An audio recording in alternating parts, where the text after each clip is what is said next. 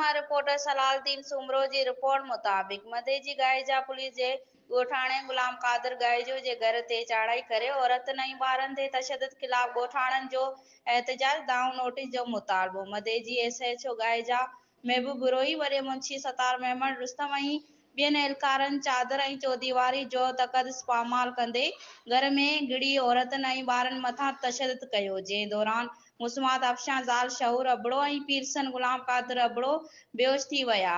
नाहक चढ़ाई जो इख़्तियारी नोटिस वठी इंसाफ़ ॾियाराइनि।